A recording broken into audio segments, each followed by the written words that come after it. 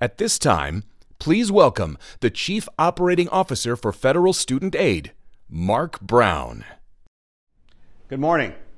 It's my pleasure to welcome you to the 2020 Virtual Federal Student Aid Training Conference. Under normal circumstances, I'd be speaking to you in person.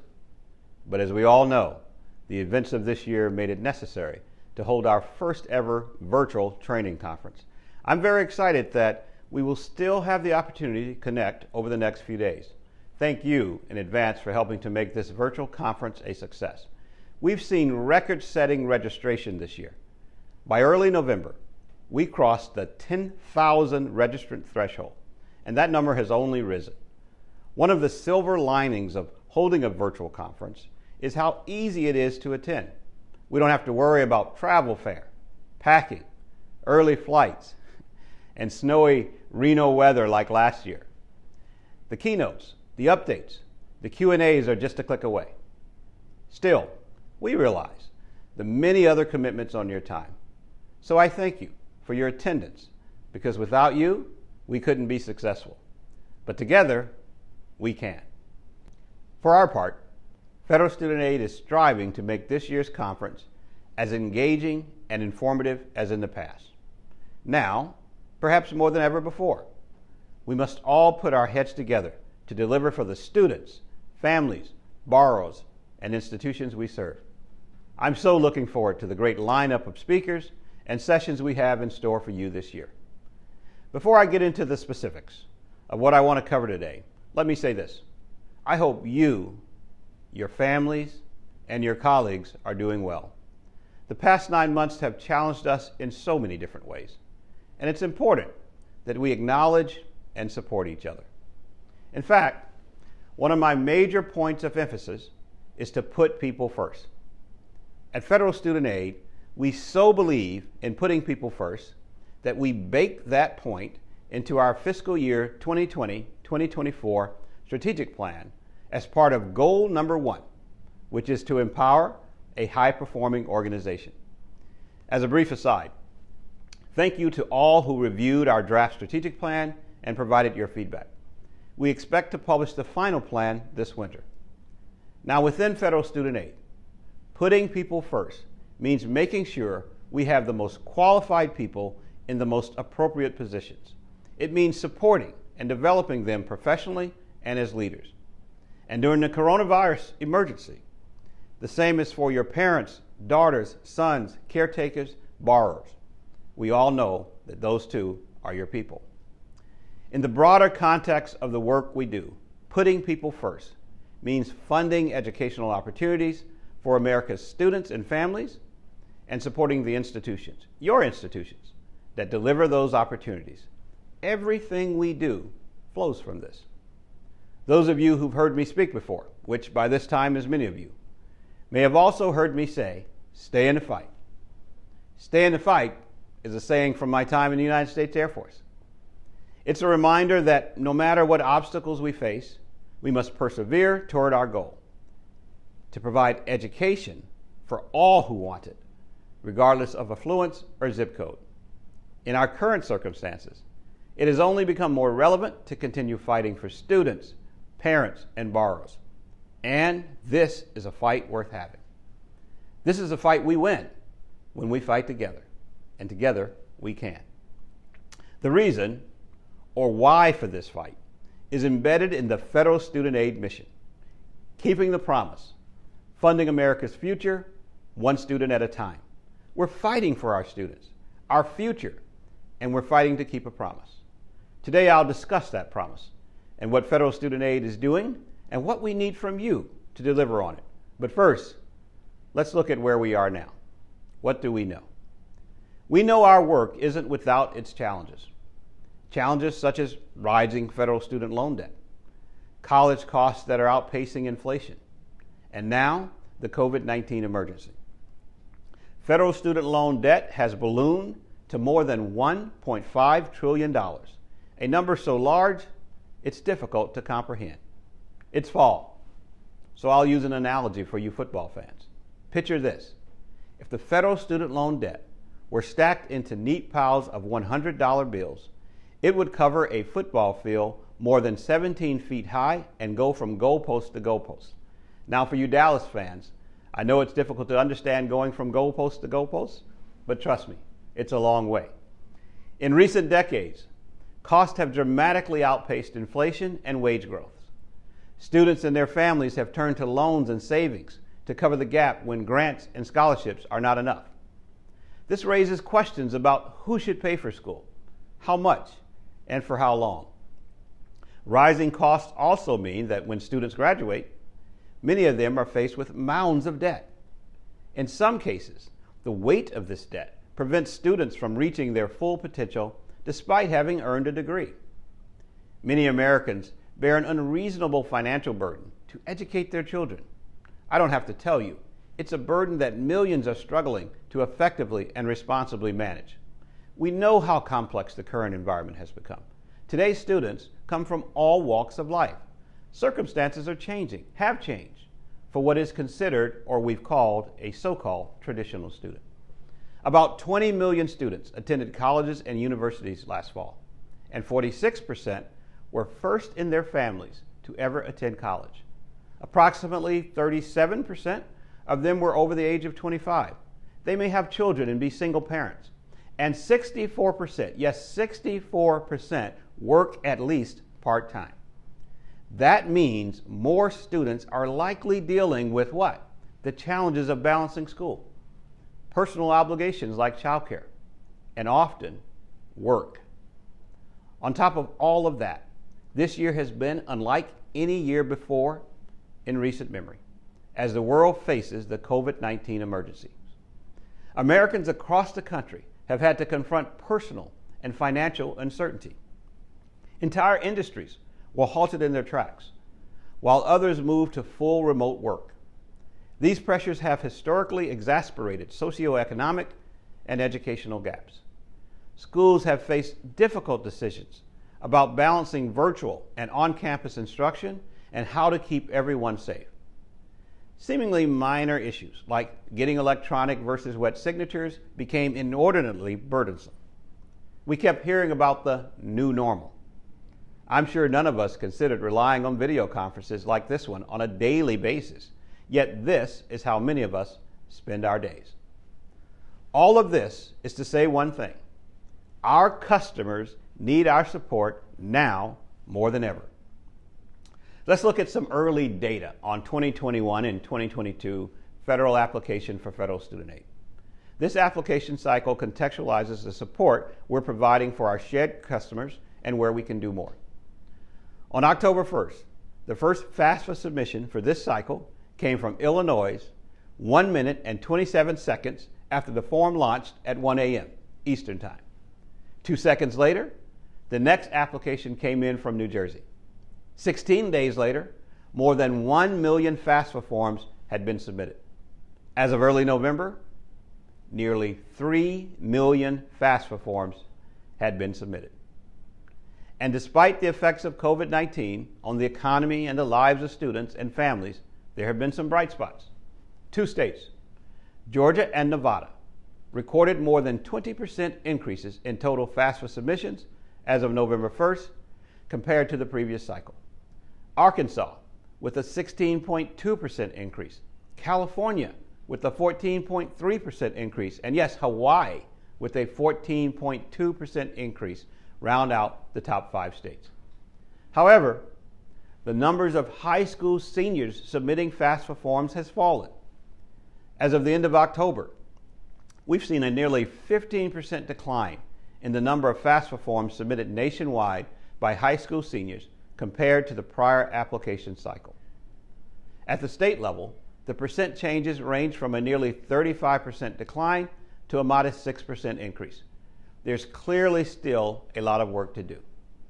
Despite the uncertainty with COVID-19, we, you and I, must rise to the occasion. Indeed, I know we already are. I'm confident that we are going to overcome these challenges. Together, we can. For our part, in response to the COVID-19 emergency, federal student aid leaned in to implement the Coronavirus Aid, Relief, and Economic Security Act. We provided much relief to American students, parents, and borrowers. Federal student aid acted swiftly to put nearly 25 million borrowers into administrative forbearance or stopped collection status and set interest rates on federal student loans to 0%. We notified employers to halt wage garnishment activities. When some employers continued to garnish wages, we worked with the relevant stakeholders to get those wages refunded as soon as possible. Along with implementing the CARES Act in response to COVID-19, federal student aid has been working diligently to implement the flexibilities, including for FAFSA simplification, provided through the Fostering Undergraduate Talent by Unlocking Resources for Education Act, or as we call it, the FUTURE Act. This legislation, enacted in December of 2019, allows the Internal Revenue Service to disclose certain federal tax information to the Department of Education.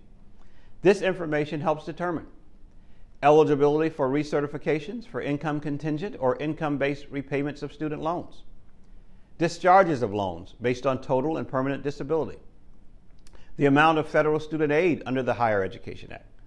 Federal student aid will continue this work in collaboration with the IRS, the Department of the Treasury, and many other stakeholders to implement the flexibilities provided by the FUTURE Act. This work was underway before the COVID-19 emergency. It has continued alongside federal student aid's execution of the CARES Act, and it will continue into fiscal year 2021. In August, when the CARES Act loan repayment flexibilities were extended to provide ongoing relief for borrowers impacted by the COVID-19 emergency, federal student aid maintained operational continuity and communicated across a variety of channels to inform our customers and partners about the extension. Since March, we've fielded hundreds of questions from school partners, like many of you, about topics ranging from work study to study abroad. I want to encourage you to send your questions to us at covid-19@ed.gov. We look forward to continued collaboration as together we navigate these unprecedented times to serve our students and their families. I know that you've also been busy in your schools and institutions.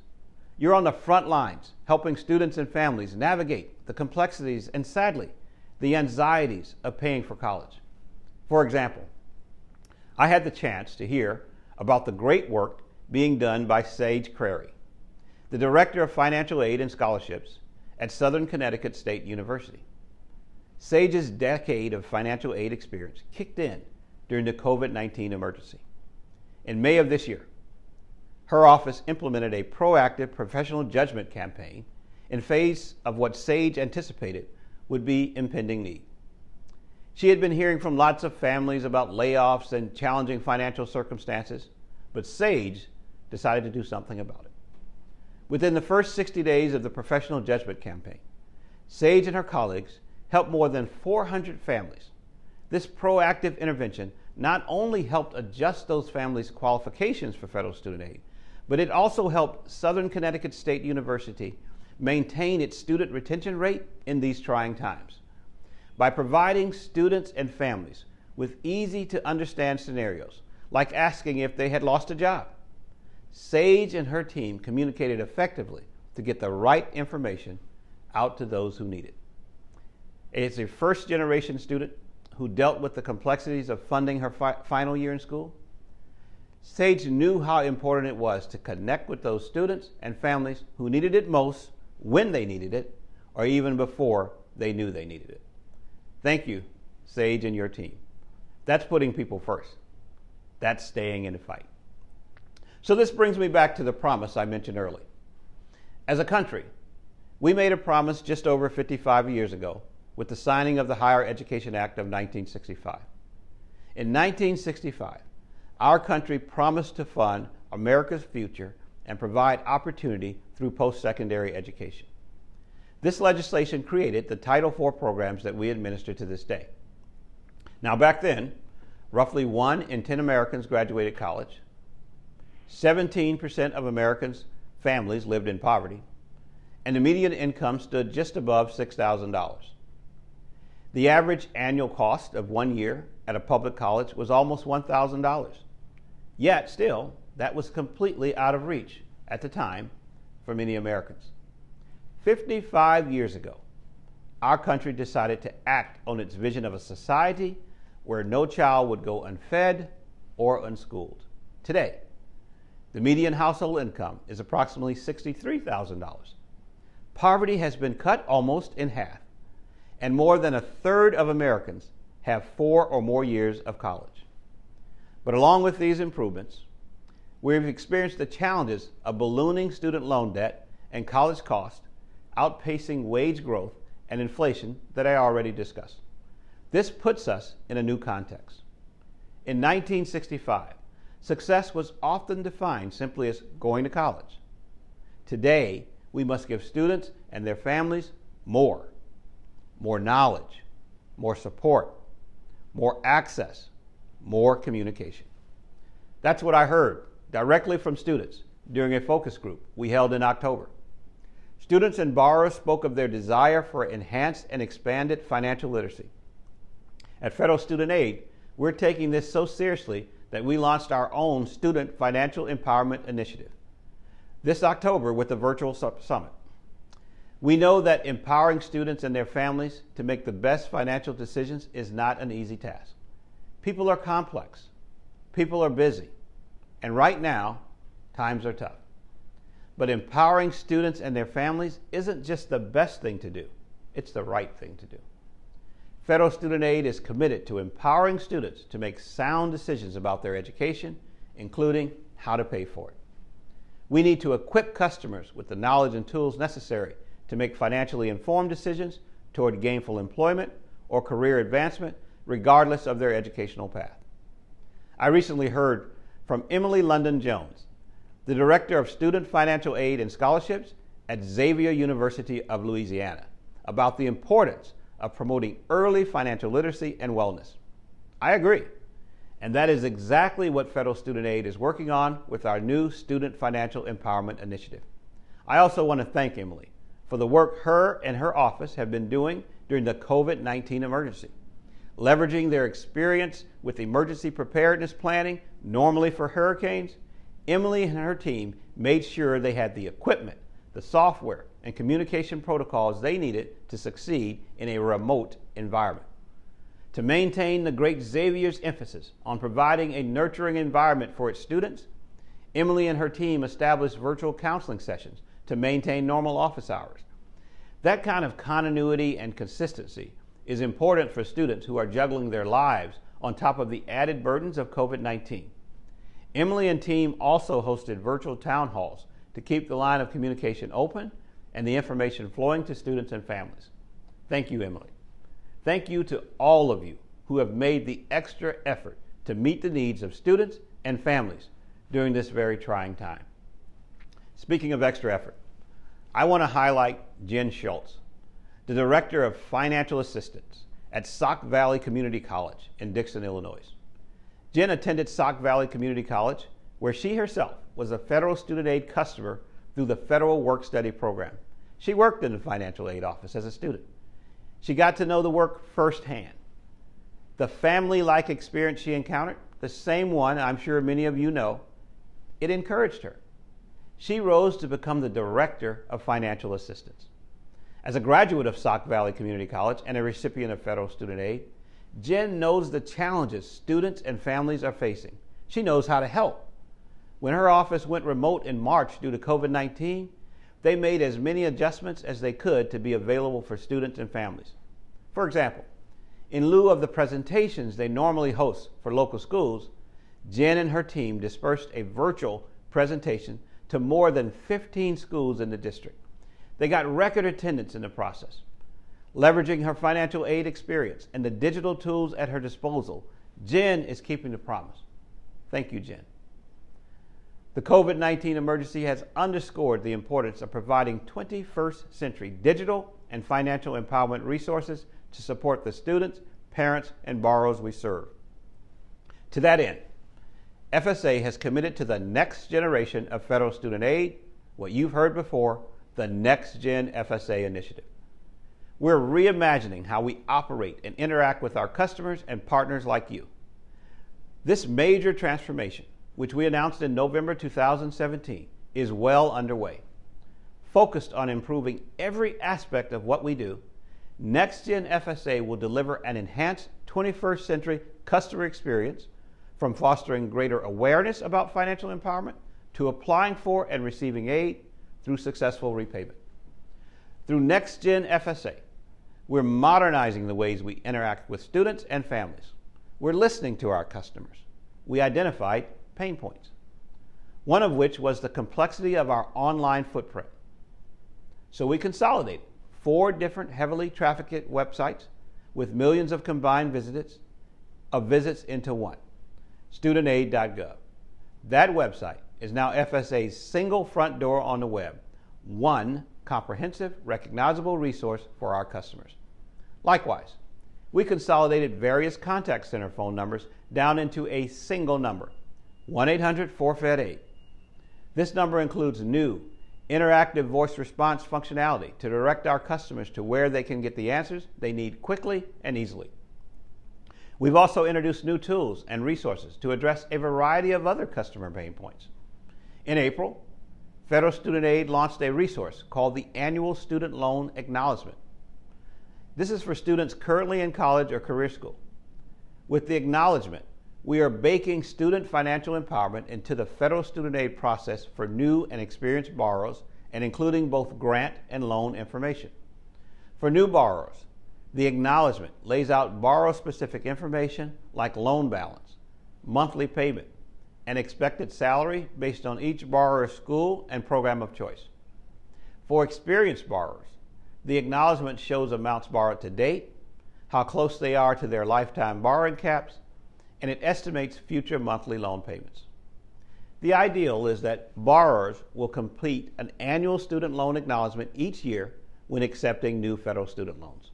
We're very excited about the potential of the acknowledgement to promote more informed borrowing early, consistently, and accessibly.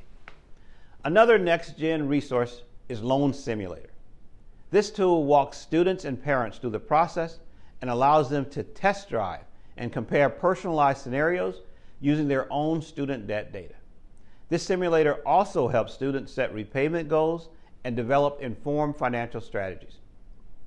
In June, we updated Loan Simulator, adding additional repayment plan scenarios for borrowers with a variety of loans, like a combination of direct loans, Perkins loans, and federal family education loan programs. And last month, we updated Loan Simulator again with a Borrow More feature that helps borrowers understand what their monthly payments would look like if they want to return to school and borrow more federal student loans. We also enhanced the Public Service Loan Forgiveness Help Tool, which we originally launched in 2018. Like Loan Simulator, the PSLF Help Tool is designed to make our services more accessible and reach students and families where they are, online. The PSLF Help Tool helps borrowers understand their eligibility for loan forgiveness under PSLF. We know this has been a customer pain point. Now, borrowers can input their employer's identification number to determine if the employers are eligible, ineligible, or likely ineligible to meet the qualifying employment criterion for PSLF. We expect this upgraded tool will empower more borrowers to successfully navigate the PSLF program. Speaking of ease of navigation, that's what Federal Student Aid's virtual assistant, Aiden, helps customers with. In December 2019, Federal Student Aid launched a beta version of Aiden to help customers find answers to their questions without having to make a phone call. Through the power of artificial intelligence, Aiden can answer more than 3,000 variations of common questions about federal student aid. Just ask Aiden. During fiscal year 2020, we made Aiden available to a group of pilot customers. This allowed us to understand the kinds of questions were being asked so that we could provide accurate, relevant answers to meet our customers' needs. As a virtual assistant, Aiden will learn over time to improve its versatility and functionality. In fact, Federal Student Aid leveraged Aiden for CARES Act and COVID-19 communications by redirecting any related customer questions to the most recent and accurate information about the CARES Act and COVID-19 on studentaid.gov/coronavirus. In the first year of its pilot rollout, Aiden responded to more than 1.3 million messages from approximately 545,000 customers. This far exceeded our expectations and I'm excited to see Aiden continue improving to better serve you, our customers. With the annual student loan acknowledgement, loan simulator, the PSLF help tool, and Aiden, Federal Student Aid is leveraging state-of-the-art technology to engage with students and families like they're used to in our modern digital world. But we haven't stopped there. By now, you've probably heard of Next Gen Digital and Customer Care, our Next Gen DCC. It's under Next Gen DCC that we delivered the student-facing products that I mentioned, such as the consolidated studentaid.gov website, the PSLF help tool, and Aiden. You've probably also heard about Next Gen Partner Participation and Oversight, or Next Gen PPO.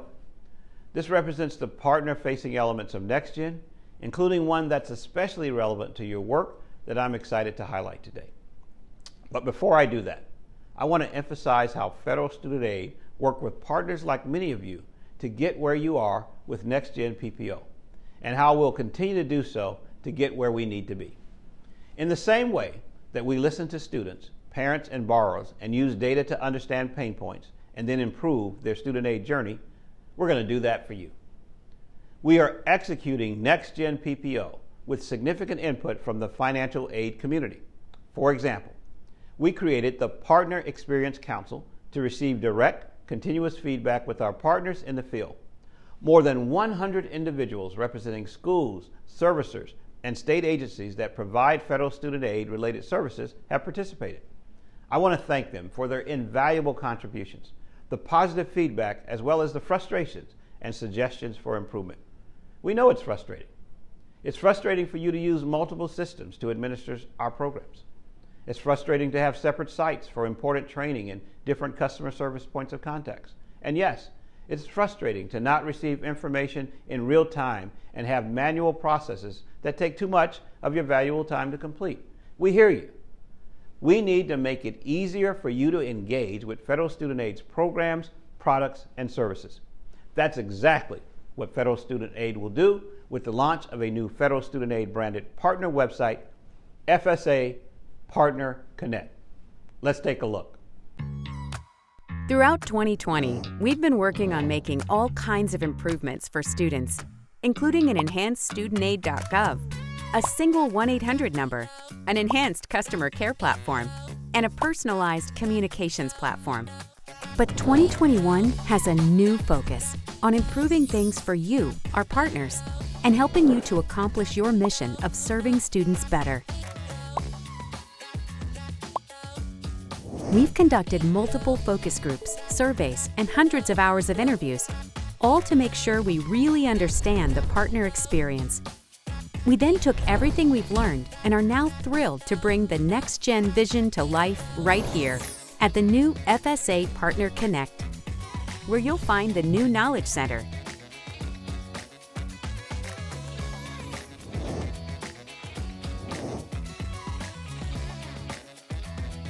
redesigned FSA handbook,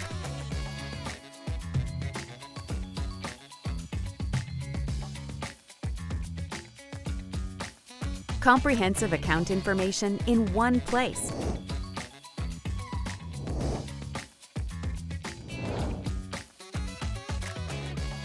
a view of what students see on studentaid.gov,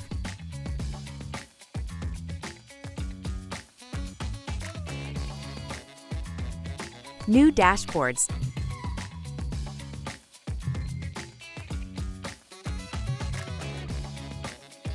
and a streamlined partner search and profile view. Of course, this is only the first step, as NextGen brings even more improvements in the future, but we're really excited with where we're starting. So this spring, when all the flowers start popping up, be sure to pop over to the new FSA Partner Connect and see how we're delivering a better partner experience for today and tomorrow. As you can see, FSA Partner Connect is being designed for you, our partners. With a planned launch in March 2021, FSA Partner Connect will consolidate the tools you use onto one digital platform. The new website will include a dashboard with operational information by award year, notifications related to your school's activities, and the ability to track scheduled system outages. You will also be able to seamlessly navigate to other FSA sites once you're logged in to Partner Connect. FSA Partner Connect will put all training and guidance in one place for you, including a searchable FSA handbook and a new knowledge center. Through FSA Partner Connect and NextGen PPO in general, Federal Student Aid will establish greater operational flexibility, allowing us to rapidly develop data-driven responses to new policies, practices, and challenges, just like the one we face today with COVID-19. The focus for this fiscal year and beyond is to further deliver on the promise of NextGen FSA for students, parents, and borrowers, and for more than 5,600 post-secondary education partners for you. Federal Student Aid will make that happen by continuing to enhance studentaid.gov with new and updated features, honing the capabilities of our Aiden virtual assistant, and enriching the Federal Student Aid My Student Aid mobile app to better meet our customers where they are. Federal Student Aid will also continue to plan and execute NextGen PPO. The single FSA Partner Connect portal will transform the way Federal Student Aid interacts with your institutions by streamlining processes, including reviewing and submitting program participation and eligibility materials. After the initial FSA Partner Connect launch in March of 2021, we will continue adding and enhancing features. Later releases will enable Federal Student Aid to leverage data to help us improve our proactive interactions with and technical assistance to schools. This will help make our communications with your institutions more efficient and reduce your administrative burden. That means more time helping students. That means keeping the promise. Well, that's a lot to accomplish, but we're confident in the way forward. As we meet over the next few days and beyond, it's crucial that we keep the conversation going. This is where we make it happen. This conference is where we come together to share our ideals and discuss what's working and what can be improved. I want to encourage you to take advantage of the many question and answer sessions we have scheduled to get the answers you need. Despite the challenges we're facing with the COVID-19 emergency, I am confident in all of you to keep our promise to America's students and their families. Together, we can. Thank you all, and stay in the fight.